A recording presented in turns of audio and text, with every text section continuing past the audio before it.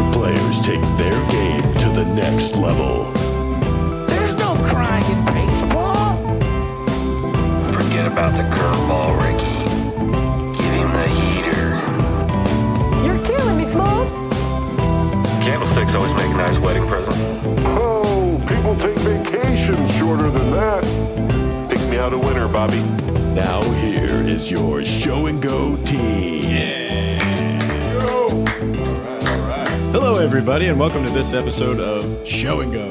This is a baseball podcast to help and educate amateur players, coaches, parents, and basically anybody that's interested in the game of baseball. I am just a small sliver of a cookie or pie of this crew. Are we doing posse still? Or team? I like Posse or Amigos. Amigos. Amigos. Yes. Yeah. Univision, Amigos. That's you know. for our. Yeah. That's even though we don't speak Spanish, you know. Sí. That's for our Latin. Yo habla español. So here's the Show and Go Amigos. My name is Tim Dillard, and I've been a pitcher in professional baseball for the last 15 years. And to my left is current big leaguer in 2016 World Series MVP. Wow. Ben Zobrist. Blah. Yeah. Hey, it's my identity. Wow. I tell everybody where I go. He's got You a should tattoo. Everywhere I go, He's tell got an people. MVP tattoo on his shoulder. Yeah, and on his shirt. Every shirt has, by gonna- the way, Trophy's coming in next time. I know you're going to bring it with you. Just I will. to I'll make just sure people sit it know. on my lap. he's going to put the headset on the trophy. You took it on the Jimmy Fallon show. I did, but he asked. I mean, Jimmy wanted to Nah, have whatever. the trophy. Oh, Jimmy. Yeah, Jimmy. I call him Jimmy. Yeah, I'm going to pick up that name. Nice. Great name And dropper. across from me is his super elite trainer and, I don't know, chili connoisseur. Yeah, Bachelor Josh in Nashville, Costello. Tennessee. J Money. And rounding out the Amigos is head baseball coach at Trevecca Nazarene University here in beautiful Nashville, Tennessee, Ryan Schmalz. What's up, buddy? Coach. So, can we talk about chili for a second, real quick? I mean, we're going to talk baseball, but Yes, please. Why did we wait Let's so talk long? about chili. Chili. not the country. Yes, my chili cook-off. I had my 5th annual chili cook-off this fall, and it was a good turnout, and I think I'm going to go big next year. Venue? We talking venue? I'm going to a venue.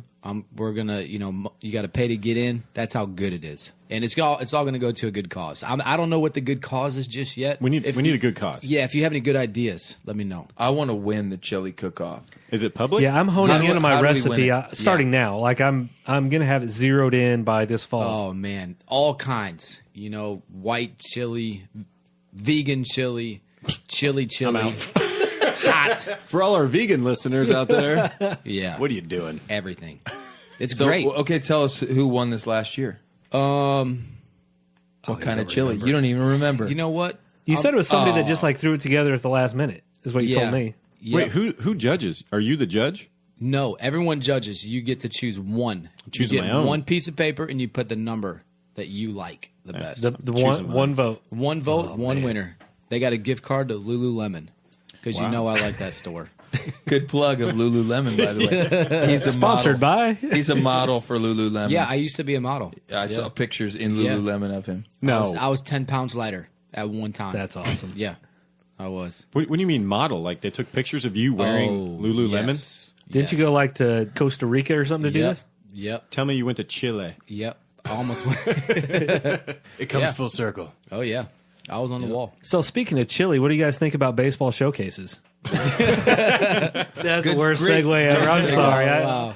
I'm sorry. We just had to bring Paul, it back. Paul I mean, Blart Mall can Cop do on that the over. Segway just crashing. We can That was do awful. that over. That was awful. Sorry about that. So the topic is Showcases. Showcases. We're talking baseball showcases. I think some ears perked up around. I'm sure with amateur baseball players. A lot of questions out there with what to do, when to do it, how much to spend, and all that stuff. So I think that would be a fun topic to talk about. And I don't know what we're going to accomplish at the end of it, but hopefully we'll give some good information out there to some guys. So First of all, as a coach, though, you go to a lot of showcases, right?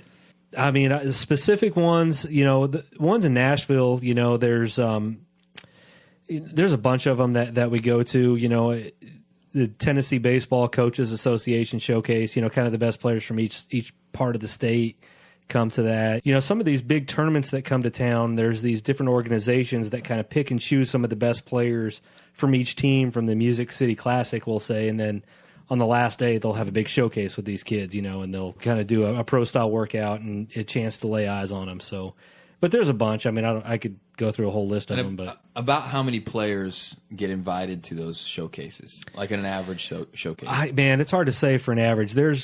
There's some showcases out there that are going to have 20, 30 players. There's some that are going to have 200. Just kind of depends on the time of year. It depends on, you know, how much notoriety there is for that showcase. You know, some of the real popular ones, when they know there's a bunch of big-time colleges that are going to be there, you know, kids come from all over the place. And so some of them are invitation only. You know, some of the higher East Coast pro, you know, showcases, things like that are professional scouts invite these kids to come to some of them, and so, you know, it's not open to the public. There's all sizes and ranges of showcases out there. The costs, I'm assuming they range too? Drastically.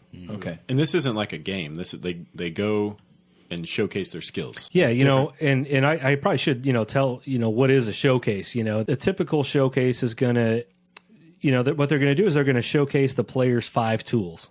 Okay, so it's going to start off probably with a 60-yard dash, you know, is kind of the standard measure for baseball players, which I don't know why it's a 60, but that's neither here nor there. But the next thing is usually arm strength.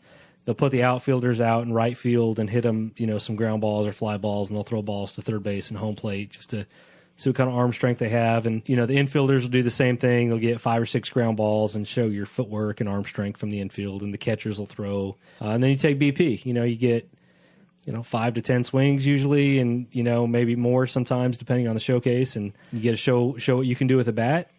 And then sometimes the pitchers will just throw a bullpen, you know, 15, 20 pitches in a bullpen, or they'll face live hitters just to, you know, showcase the pitcher's skill set as well. So that's kind of, it's usually not a very competitive environment.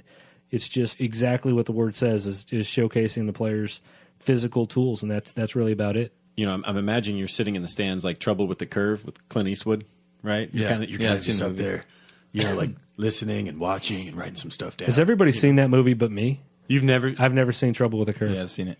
Have you, Kyle? JT's in it. It's been a while, but I did. Justin Timberlake? Yeah. Really? New Nashville resident. Nashville resident. Oh, yeah. Dang. I haven't seen him yet, or pretty much anyone else famous. So who here has been to a showcase or done something like that? Because I know As a player or just as in a general? player, as a player. Yeah, I think when I was Yeah, younger, I did things they were called scout days before they were called showcases, and even before that, there might have been another name, but. Tryouts, showcase. But essentially, we did the scout what you day. just described that they do.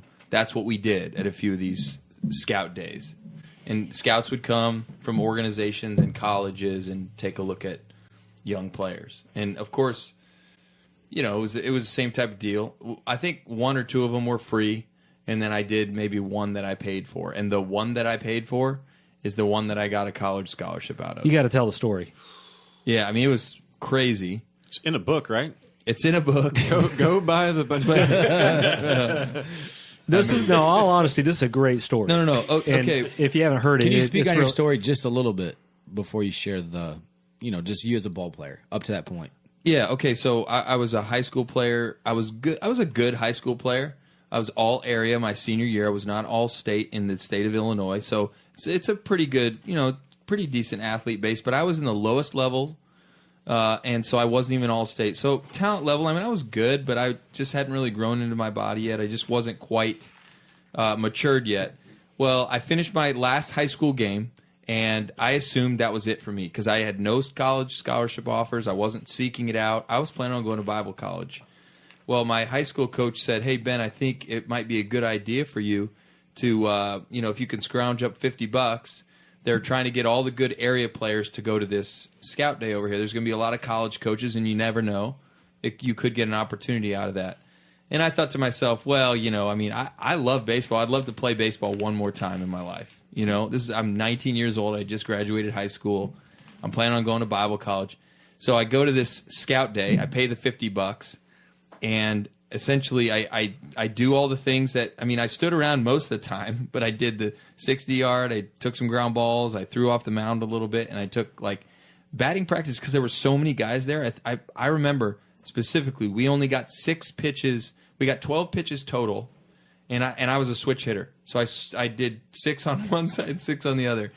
And from that scout day, my college coach from Olivet Nazarene University at the time, Elliot Johnson, saw me, and he talked to me afterwards. He said, "Hey, just want to let you know, I know you're planning on going to Bible college, but we have a Christian school up here, and I might be calling you about potentially coming to our school." And I didn't really think too much about it. Well, he called the next week, and combined with my academic scholarship, he was able to essentially give me a full ride to go play there. Just from seeing me at that one scout day. He had never seen me play in a game before.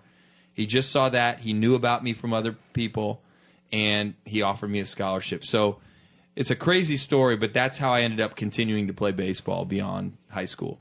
Dang. From one scout day. So That's unbelievable. To be honest, that's $50. I was going to say that unbelievable. A bunch of kids out there saving their money, and they're like $50. Well, Anybody that runs a showcase right now is like, yes, listen to this story. Come to my showcase.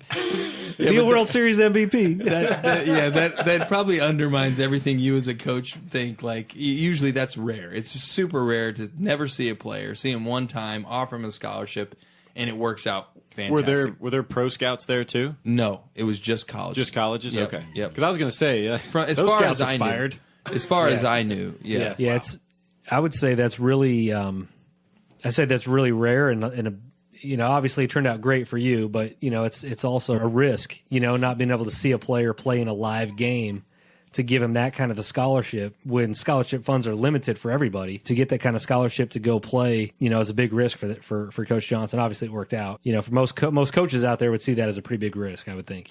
Well, and I think you got to remember too. I said combined with academic scholarship, so a lot of things that can help you as a player before you ever step foot on a showcase field is what you're doing in the classroom. Now you're speaking my language. Okay.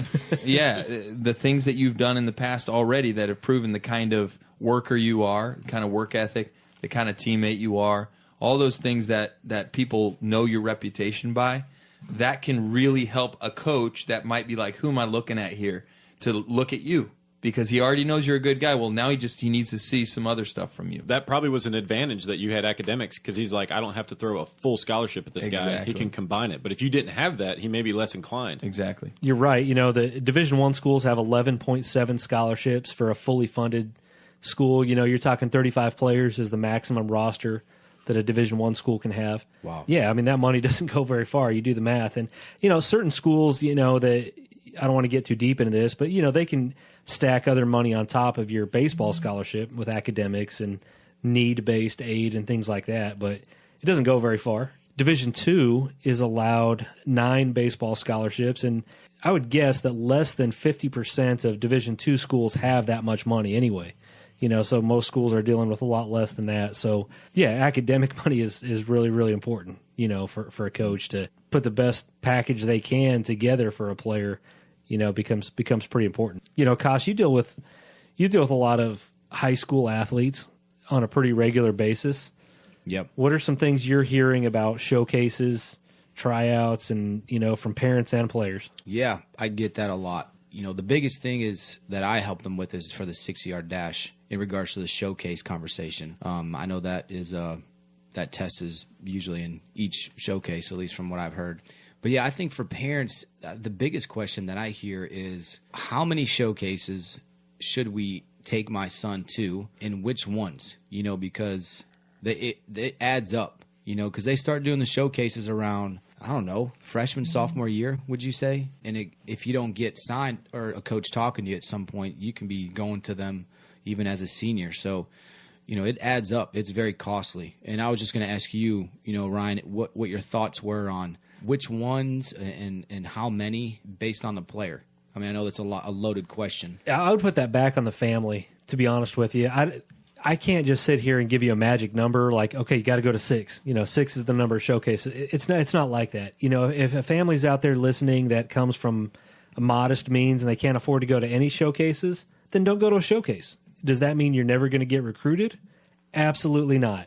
You need to talk to your coach, your summer coach, your high school coach, and that person needs to get on the phone and call colleges that you're interested in and tell them how hard of a worker you are, how great of a kid you are, how great of a player you are. that's going to be how you get your that. To be honest, that's probably more valuable than a showcase. To me at least. I can't speak for every coach out there. I mean, we'll still have to see a kid play. But that might get the kid seen. That gets your foot in the door. That does exactly the same thing as a showcase does. Yeah. I'm not going to sign a kid based on a coach's recommendation, but I'll go see him for myself. Would you sign a kid based on just seeing them at a showcase and not knowing anything Very else? rarely. I would say it's possible if I've already known something about that kid to begin with. If I know the coach, maybe a coach I have a great relationship with, I really trust him. He can tell me all the information I need, and then I actually see him play in a showcase, then maybe. But 9 times out of 10, no. I'm not going to sign a kid specifically out of a showcase. Well, let me ask you this. You as a coach, how many showcases are you going to, you and your staff? I know it's not just you that recruits, it's you got other staff members doing it too, but how many each summer are you doing? Or winter? Fall. Spring. I couldn't. I would say... Or is it different every year? It's No, just kind of I'm trying to based on- think. I'm trying to think of our calendar. I would say Just roughly. I'd say around 10 or 12 Okay. ballpark between the summer and the fall. I would say are the biggest ones, and in the fall we're doing a lot more junior college recruiting. In the spring spring and summer is a lot more high school recruiting. Okay. So talk to this though. How old are the kids that you're really looking at if you're looking in summer and fall? Because you're not looking at seniors often, right, at that time, unless they've really developed in the last year. Yeah, so in the summertime, we're looking at 2 age groups specifically. We're looking at kids who are just finished their junior year and they're going into their senior year. That's primarily the group that we're looking at. The seniors who are already graduated between their senior year and the year they enter college, they're usually already signed, in that summer.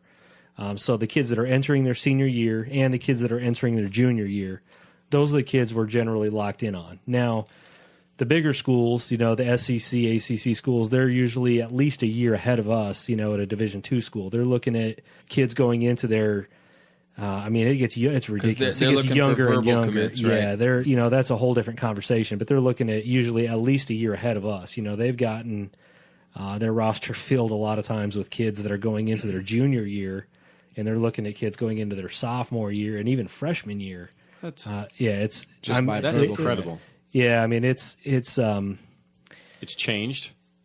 to say the least. Yeah. So it has. how much does having a commitment already verbally or signing change the amount of showcases or whatever that a player would probably go to, right? Because if you're already signed, then you don't really need to be seen all that Absolutely. much. Your focus needs to be on just getting to be the best player you Developing. possibly can. You need to be seeing Costello, and developing physically, developing your skills. You don't need to be seen. You're already committed. But what if they're like, well, yeah, I'm committed to this college, but there might be pro scouts there, and I want to go let the pro scouts see what I got. I would give them the same advice. Okay. They'll see you play. If you're good enough, they're going to find you. They're going to see you play. Your focus needs to be on getting better instead of, and I'm not saying don't go to any showcases. You still can. Just talk to your coaches, right? Talk to your coaches, high school coaches, because and people that have gone before you. People in your high school that have gone on to play in college, or if you know somebody that's gone on to play professionally, talk to those people and find out what they did. Find out what works for them, and what path that they took, what they would do different. Just ask good questions. What would you say if we're just going to look at just this summer? I know that's a big time to look at guys is the summer. How much % are you looking at games, and how much % are you looking at showcases? Just to kind of give someone a ballpark. I would say games 80-90%, showcases. Yeah. Much less. Yeah. A showcase, generally speaking, is kind of your preliminary evaluation. Okay. A lot of times it's kind of checking people off your list more than signing somebody to your list. If a player doesn't have a certain skill set, they just physically don't have the skills that we're looking for, then we're not going to go follow that player around. Got it. But there's a lot of players that do. If I go to a showcase, there's going to be a lot of players that probably have good enough skills to play at our level. Then I'm, me or someone on my staff is going to continue to follow those guys and get to see them in a game situation, which, in my opinion, is way more important. How would you say, some of the bigger schools like Vanderbilt, SEC schools, are they doing about the same thing in regards to recruiting, or do they do a little bit different? I don't think so. Everybody's trying to turn over every stone, trying to get as much information as they can on players. Especially the higher level you go, the more pressure there is to win. Coaches are fighting for their jobs a lot of times, so they, their livelihood depends on that player that they're about to sign. Well, would you say it's easier now than 10 years ago or 20 years ago? Easier for who? For someone recruiting, like with Twitter, Facebook, things like that, you can find out about players. It's probably in certain easier. areas, right? It's easier to get an evaluation of a player now. There's more information out there, but that's just the initial stage of recruiting. Everybody knows the good players. The hard part is just that everybody knows the good players, so everybody wants them. Now, the hard part is attracting those kids to come to your school, the sales pitch, so to speak. Well, when I was in high school, it was like you had to read the local newspaper. So I doubt you're doing that. I just feel like maybe you're looking at a website or, you're trying to see what name keeps popping up in a certain area, right? And then that's when you go check it out. I have no idea. But it's also easier for the players to be seen too, right? Yeah. That's what I mean. So the players the players don't have to do as much work as they used to do to be able to get noticed. I didn't even know about scout days or showcases when I was in high school, which is probably why it was probably fine. I was playing Legion ball in the summer. None of my Legion teammates talked about it. Yeah, it was not popular when I played either. I just heard about it like 30 minutes ago. Yeah. I wish it would go back to that, and I don't think it is. It's now things have changed so much. I think it's never going to go back to those days that you guys are talking about. But I wish it would, because what you guys are describing. The reason you guys were playing was to get better, to have fun, to compete, and it's not like that as much anymore. So what's the goal now then? What is it always to just get the scholarship? It's to profile yourself, to get seen, to market yourself. And then post it on Instagram. I do that all the time. Is that what they do? Is that what you're playing? gosh. I'm just making a joke. But No, you're not. It's half true. Link in bio. Yeah, I think guys, they're looking for the right showcase to get to the next level instead of looking to make themselves better to get to the next level. I think I'm not saying they're not working hard. I just think their emphasis is a little bit off balance. So do people put too much weight and pressure on a showcase, like thinking that's the biggest end all is doing good? It's the in magic showcase? dust sometimes. Yeah. And if I do well at this showcase, I'm getting a scholarship to They build it up in their minds. wherever. They're like, all I got to do is do perfect and everything will work out. Yeah. Not the case. Yeah. What these kids don't realize is that those coaches they're calling your high school coaches, your summer league coaches, your whoever. They're trying to learn about how hard of a worker you are, what kind of teammate you are. Yeah. If you're dependable, things like that. That are more important than the way you perform on 6 ground balls on any given day in the summer. Yeah, it's great that you can see a kid and learn a lot about their skill set, but it's just 6 ground balls or 12 pitches in a round of BP. There's a lot more to the story than that. Yeah. Well, that's all well and good, but there's still it's a part of the reality of baseball players now. From the time that they're real young and on up all the way until they get drafted or beyond, it's a part of baseball, your career. So if that's the case, how do you perform at your best when you have to do that, right? Or when you're trying to run the 60 the fastest you've run it, I'd put that question back to you. What would you say, from a player's perspective? Like if you were getting ready for a showcase today, instead of being, what are you, 36, 37, if you were 36. Sorry, I didn't mean to add that. Hey, I'm still playing, buddy. I'm still knowing what you playing. know now, if you go back to being that 17, 18-year-old kid, what would you tell him? How would you tell that kid to get ready for the showcase? What's he showing off? I think you always try to do more than you're capable of doing, I think, when you're younger, especially when you're supposed to show off for somebody. So, I was swinging out of my shoes. I was trying to throw it as hard as I could throw it. I was, trying to, everything was just over the top. Instead of just trusting my ability and just knowing, hey, this is either going to work out or not. I just need to do it the best of my ability and leave it at the end of the day. I was so concerned with looking around, too, at what everybody else was doing. Like, oh, man, this guy's faster than me, or this guy throws harder than me, or this guy's this. And I was so concerned with them that I wasn't just, like, at peace and confident in myself. So probably, we've talked before about body language and things like that. My body language was probably bad. I don't remember. whether I thought I was really good or not. I mean, I just got named all area, so I thought I was pretty good. But I think that there's so much to be done mentally for a kid in that as opposed to physically. I mean, we all think about the physical tools, but in that situation, there's so much to be learned from the situation as a player on the mental side of things. Yeah, but look at a parent. Like, they have to put forth the money to do this. You know, there's got to be pressure coming from the parent. Hey, we just spent $50. You're going to go out there and do your best. Well, it's more By the than way, that. don't ever screw up. You know, now it ain't. It's and not don't come $50, home right? if you do bad. You know, like, to me, that's just way too much pressure. I got enough pressure when I'm trying to get somebody out. Yeah, I think, if you're a parent listening to this, let's be honest. There's showcases out there, and Ryan, you probably know this too, that it's just a moneymaker. It's a business. Yeah. Not saying that it's a total waste, and they're trying to just steal your money, but what you're paying may not be worth your time of driving 10 hours to a location to just hit 10 balls in BP and run the 60. So you need to kind of just ask yourself, who's going to be there? Are there colleges that you're interested in, that your son's interested in?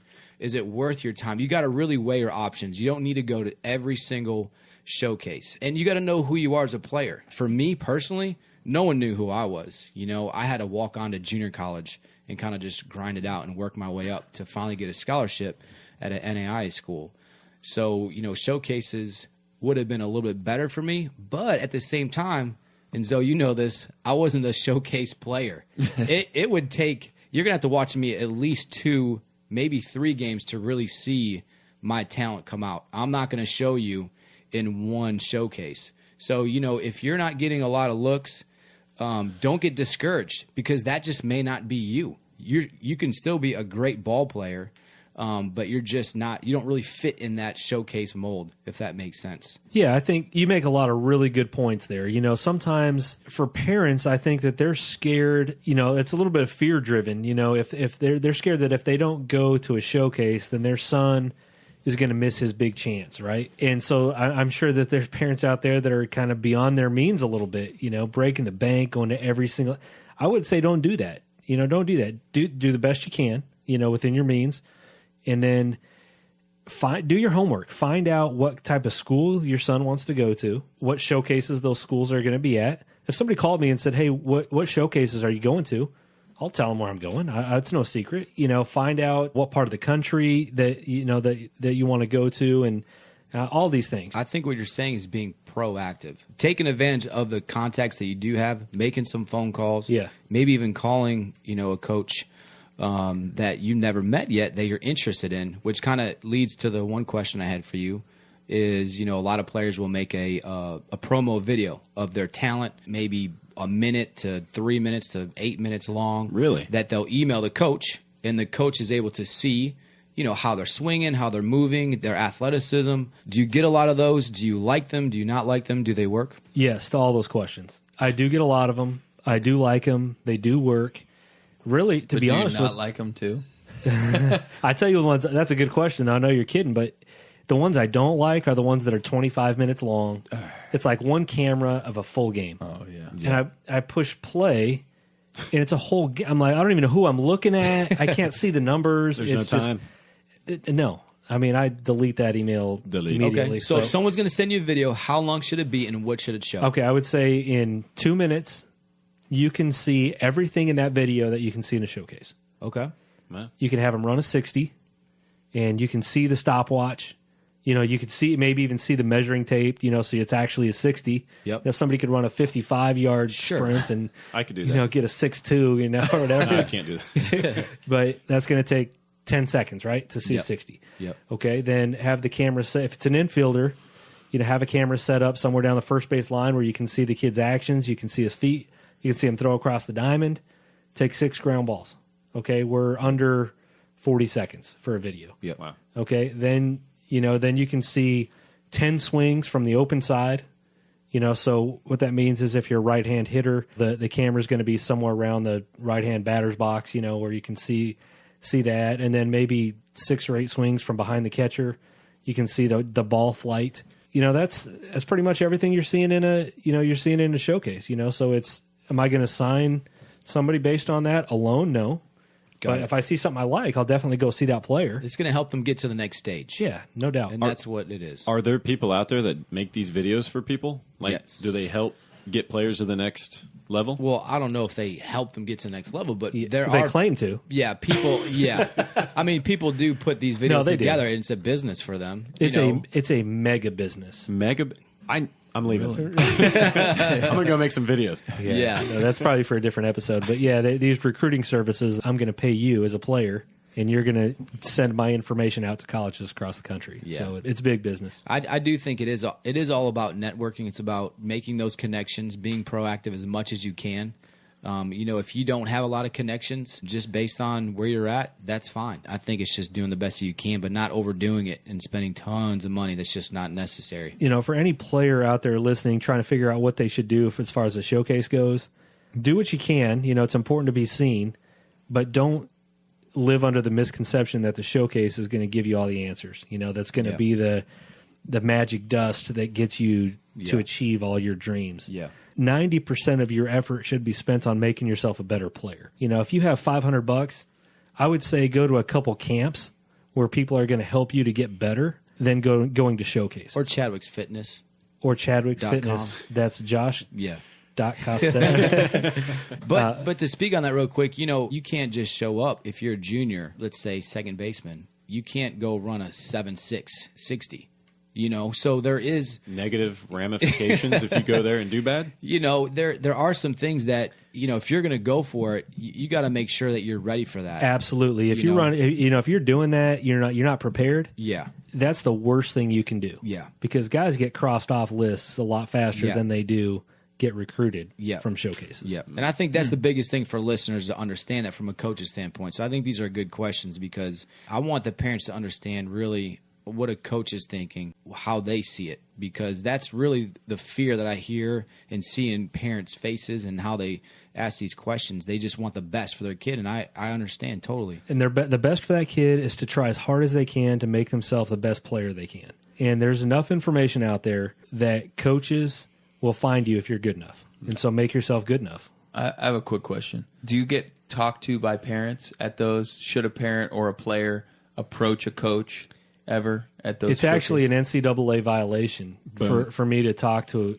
players and families at events like that. Okay. During an event, we're not allowed to do that. So it's after it's over, then you can. If we were allowed to, coaches would be like in the dugout talking to players, recruiting Sure, them, that's hounding during the them. event, but after the event, Yeah. do coaches like beat it so they don't get hounded, or do they hang depends if around they as like long the player or not. Right. Do they hang around as long as they can? I mean, parents do come up to coaches and try to market their son to us. That happens pretty often, and we try to be respectful and answer some questions if we can. But parents do that quite a bit, and sometimes it can be uncomfortable. I was thinking about the third option that we didn't talk about too much is being on a good travel team, right? I mean, you're going to go to certain tournaments that certain teams are going to be on, and if you're going to choose a travel team that really isn't going to get a lot of exposure, you are kind of hurting yourself. I would say, based on what I've gotten feedback-wise from kids that I've worked with, they've gotten the most looks based on a travel team that they've chosen that has gotten them a lot of exposure based on where they go. Would you agree with that, or am I absolutely off? And this is literally a conversation that me and my staff will have in our office. Okay, we have a weekend. We have a limited number of coaches that can go out recruiting. Mm-hmm. And in City A, there's a showcase we can go to. Or City B, there's a travel ball tournament. We're going to go to the tournament every time. Yep. Just because we get to see kids play in a competitive environment. There's so much that can be seen when a kid's competing. In a showcase, there's no winners and losers. Guys either get a lot better or a lot worse, when it's competitive. So, a camp is another option. If you want to go to a certain university and they're having a camp, you better go to that camp so they can see you and they can interact with you a lot more too. At a showcase, a coach can't come up to you and talk to you and get to know you. At their camp, they can. Yeah. They can give you instruction. They can see how you handle coaching, how quickly you can make an adjustment. There's more hands-on. And you get to see the school too. It's kind of a tryout for both parties. So to summarize it, we got video, we have the showcase, being on a good travel team, and going to selecting certain camps of universities that you have interest in. Yeah. Are we missing any others? Or those are the To those are the get main ones? your just to get your name visible. on the list. Yeah, just to get visible in front of people. Did you mention having your coach call college for you that you're interested in? High school coach? Yeah, high school or travel coach or Yeah. anybody that knows you. Okay. Yeah, I think that's important too because they can give their evaluation of you as well. But wouldn't you agree if a random high school coach calls you and you don't know them, how are you going to receive that? Leave a message. Yeah. There's certain things that coach can say that'll kind of give you a pretty good insight, being honest with you. I guess that's kind of a gut instinct thing from a coach. Got it. If they're just spouting off stats, Yeah. that doesn't mean anything Yeah. to me. I really could care less what a kid's high school stats are. If Well, you feel like they're he being needs to have honest. good stats, though. Yeah. If he Right, but I doesn't mean, have good what I'm stats- saying is, just about everybody that plays in college has good high school stats, Right. And there's not really a good gauge of their level of competition. If I don't know the school, it's from out of the area or something, I have no idea who they're playing against, or if this, the stats can be inflated pretty easily as well. That's not an official score Yeah, typically. the score In book high keeper. school, Yeah. in high school, we had a diamond girl do the Exactly. Somehow I came out batting like 250. I was like, that's wrong. Should She ask didn't her out. like you. Yeah, Yeah. she didn't like you. Well, that does it for this episode of Show and Go. If you have any questions, comments, topics you'd like to hear discussed on future episodes, feel free to interact with us on Facebook, Instagram, and Twitter at The Show and Go. Be sure to follow us for pictures, videos, special offers, and some of that garbage. I'd like to thank the boys of Theocast podcast for letting us use their equipment today and every day until they tell us to stop. On behalf of myself, Zoe, Jay Money, and Coach, thanks for listening, and join us next time on The Show and Go. My camera went off. So. Hey, that's a lot of really good information. I learned a lot. I mean, I didn't know half of this stuff at least. Yeah. That's probably another episode's worth. What to do in the recruiting process and handling visits and things like that. I think there's a lot more information that we can provide. Yeah. That's great. Give us feedback, out there if you're listening. Twitter, email, YouTube. Facebook. Tim's Tim. looking at me like I want you to I'll read shut up this. now.